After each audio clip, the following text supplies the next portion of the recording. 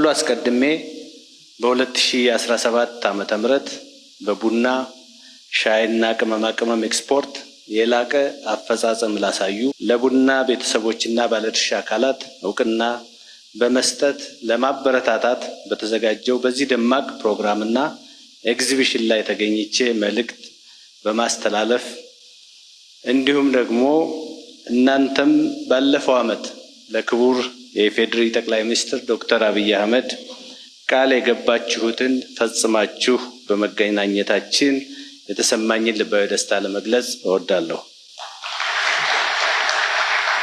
ኢትዮጵያ ወደ ብልጽግና በምታደርገው ጉዞ የምትከተለው የእድገት መርህ አረንጓዴ የእድገት አቅጣጫን መሰረት ያደረገ ነው። የአረንጓዴ ልማት ስራችን የደን ይዞታችን ከማሻሻል በላይ በአትክልትና በፍራፍሬ፣ በቡና ሻይ፣ በስንዴ፣ ሩዝ እና በቆሎ ምርቶች ላይ ያመጣነው መልካም አስተዋጽኦ ማንም ማሳዎቻችንን ውስጥ ተመላልሶ በመመልከት ሊገነዘበው የሚችል ተግባር ነው። የአረንጓዴ ልማታችን ካሻሻላቸው ዘርፎች አንዱ ቡና ልማትና ምርት ነው። ለቡና ተከላ እንክብካቤና የምርት ሂደት በተሰጠው ትኩረት የተነሳ የምናገኘው ምርትና ጥራት መጠኑም በእጅጉ ተሻሽሏል። ወደ ውጭ የምንልከው የቡና ምርት ጨምሯል። የቡና አርሶ አደሮች ከቡና በሚያገኙት ገቢ በልዩ ልዩ ሌሎች ኢንቨስትመንቶች ላይ መሰማራት ጀምረዋል። ቡናውን ነቅሎ ባህር ዛፍና ጫት ይተክል የነበረው አርሶ አደራችን ቡናን በክላስተር ማምረት ጀምሯል።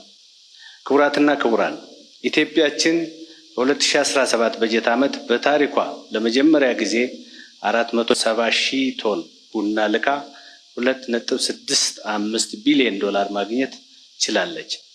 የሀገር ውስጥ የቡና ተጠቃሚነትም ትርጉም ባለው መልኩ እድገት አሳይቷል።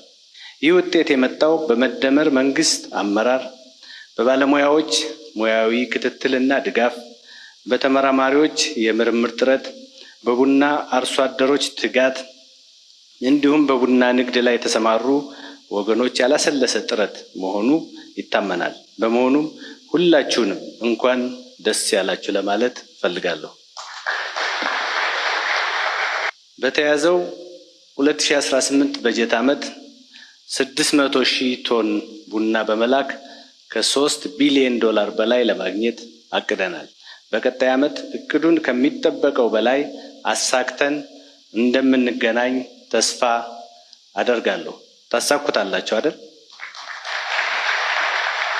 በመንግስት በኩል የቡና ምርታማነትን እና ጥራትን ለማሻሻል የሚያስችል ኢኒሼቲቭ ተቀርጾ ተግባራዊ እየተደረገ ይገኛል። በዚህም ባለፉት 7 ዓመታት ከ9 ቢሊዮን በላይ ችግኞች ተተክለዋል።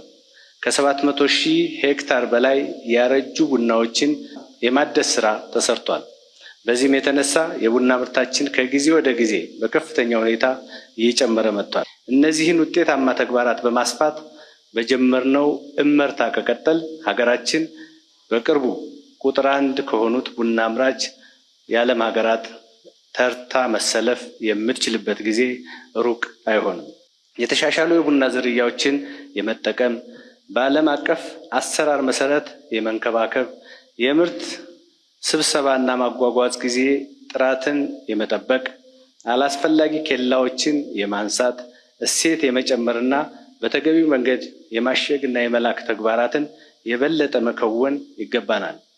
በዚህ ረገድ ደግሞ ከአርሶ አደሩ እና አቅራቢው በተጨማሪ ላኪዎችም የቡና ጥራትን በማሻሻል በኩል ያላቸው ሚና ቀላል ባለመሆኑ የበኩላቸውን ሊወጡ እንደሚገባ ለማስገንዘብ እወዳለሁ።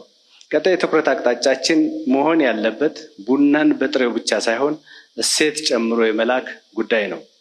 በአህጉራችን ይህንን ተግባራዊ ለማድረግ የሚያስችል ሰፊ እድል አለ። በመሆኑም ሁላችሁም የዘርፉ ተዋናያን በተለይም ላኪዎች ከወዲሁ ራሳችሁን ማዘጋጀትና ማብቃት ይጠበቅባቸዋል።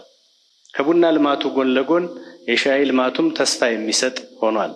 በዘርፉ ካለን የማልማት አቅም እና ሊገኝ ከሚችለው ሀገራዊ ጥቅም አንጻር በሻይ ልማት ድርጅቶች እና በሻይ አልሚ አርሶ አደሮች የተሄደበት የሻይ ልማት እንቅስቃሴ አበረታች ቢሆንም በቀጣይ ከፍተኛ ስራ መስራት ይጠይቃል።